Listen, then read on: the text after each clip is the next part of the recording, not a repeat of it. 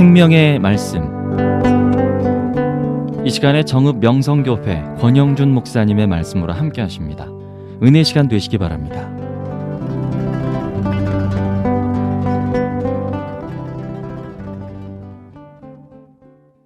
계속해서 우리 교회론에 대한 이야기를 좀 더 하겠습니다. 오순절 성령 체험을 한 후에 베드로의 삶이 완전히 바뀌었어요. 주님이 함께 하신다는 것을 확신했기 때문입니다. 그것 하나면은 충분했던 겁니다. 이것을 우리가 성령 충만이라고 이야기를 하는 거예요.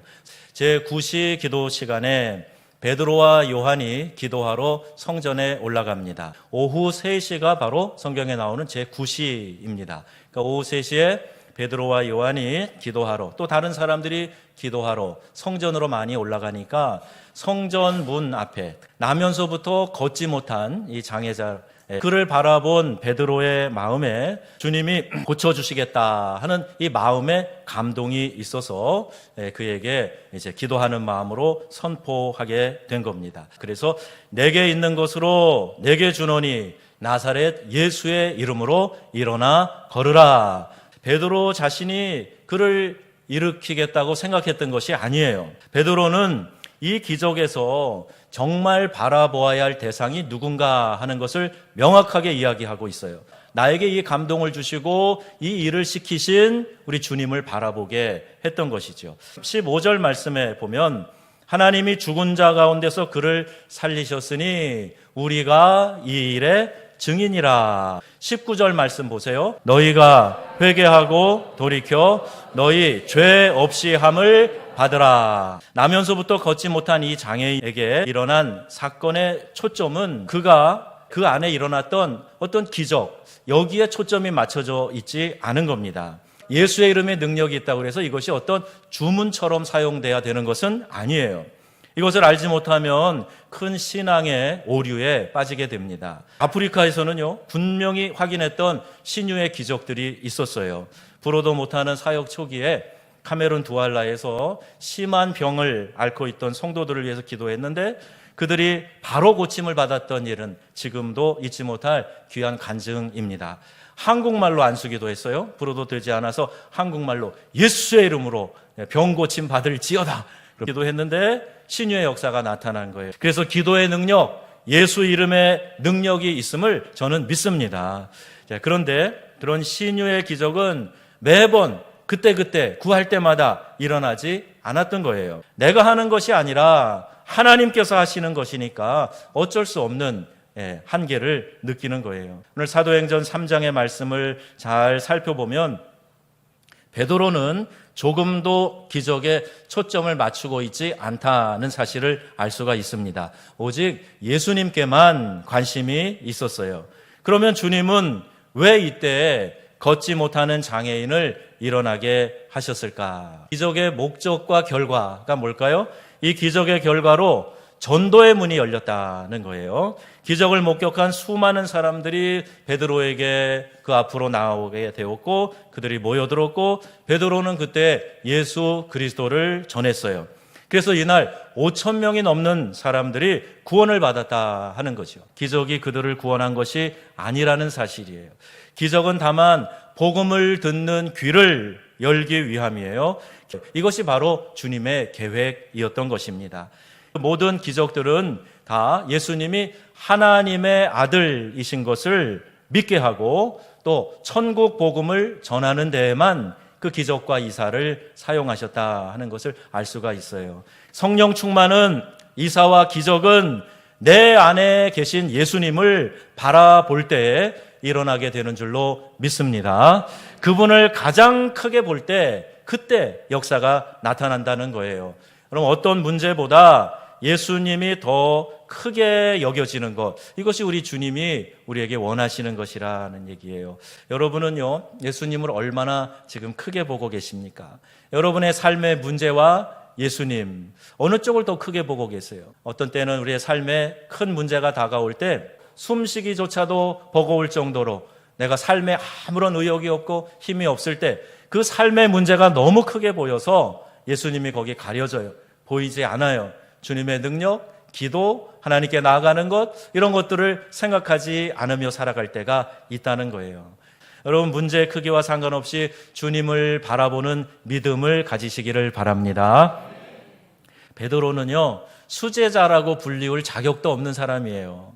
말이 수제자지. 예수님 잡혀가시고 신문 받으실 때 가야바의 뜰에서 불을 쪼이며 눈치 보고 있다가 어떤 여자 종이 베드로를 알아보는 거예요. 그러니까 이제 불안을 느끼게 되었죠. 3번씩이나 예수님을 모른다고 그렇게 부인하고 나중에 저주하면서 예수님 모른다고 그렇게 부인을 했습니다. 그런 베드로가 오순절 성령 강림 후에 완전히 변화되어졌어요. 성령 충만하니까 성령이 이끄시는 대로 말하고 행동하고 사역하다 보니까 완전히 다른 사람이 된 것입니다. 성령의 권능이 임하면 이와 같이 두려움이 사라지고 담대한 역사가 나타나는 줄 믿으시기 바랍니다. 왜 그렇죠? 주님을 바라보기 때문이에요. 내 안에 계시는 나를 이끄시는 성령님을 바라보고 그 성령님의 음성에 따르고 있기 때문에 강하고 담대할 수 있었던 것입니다. 여러분, 병세의 중함을 바라보는 것이 아니라 예수님을 바라보시기를 바랍니다. 기적이 아니라 예수님의 마음을 품어야 하는 것입니다. 기적의 결과와 목적이 뭡니까? 오직 예수님이에요. 주님을 믿고 주님만을 바라보게 하는 데 있음을 여러분 깨닫게 되시기 바랍니다.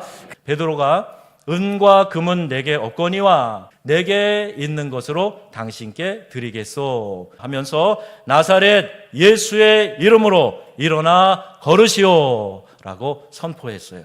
여러분, 예수님의 이름이 성도의 힘이요 재산인 줄 믿으시기를 바랍니다.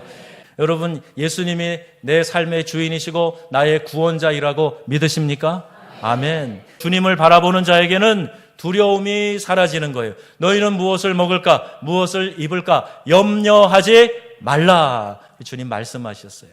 이것은 다 이방인들이 구하는 것이고 너희 하늘 아버지께서 너희에게 있어야 할 것을 아신다고 말씀하고 계시는 겁니다.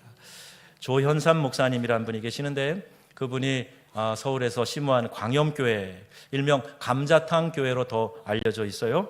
근데 이 교회는 자체 건물이 없이 이 상가 건물을 임대해서 사용을 하는데 거기 감자탕집이라는 간판이 더 크게 붙어 있어가지고 이 교회 별명이 감자탕 교회입니다.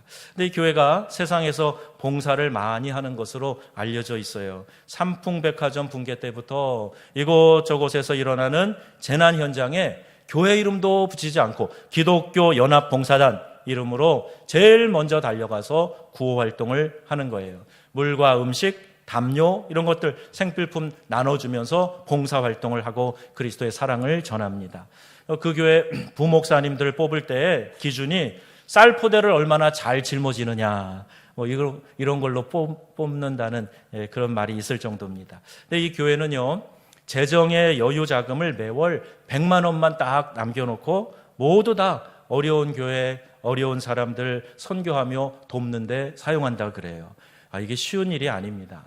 규모가 제법 큰 교회인데요. 그걸 다 나눠주고 어떤 일이 갑자기 생길 줄 알아요. 그런데 하나님 믿는 거예요.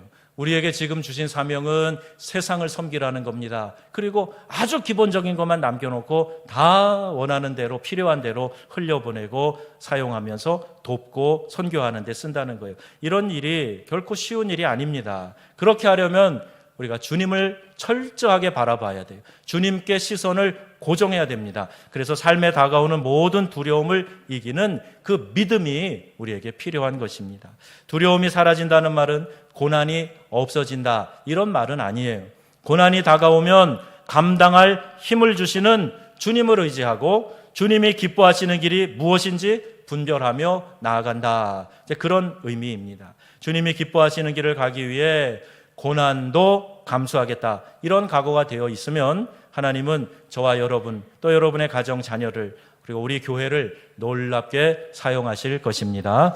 여러분, 권능이 있는 교회, 기적을 구하는 것이 아니라 예수의 이름을 높이는 교회인 줄 믿으시기를 바랍니다.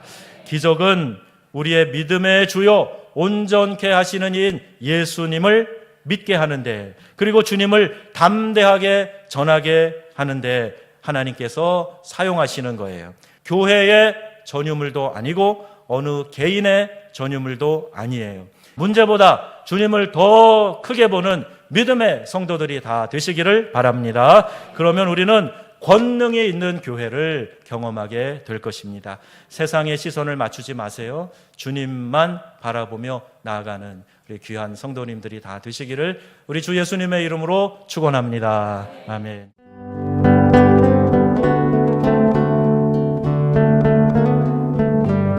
생명의 말씀, 지금까지 정읍시 상동에 위치한 명성교회 권영준 목사님의 말씀으로 함께 하셨습니다.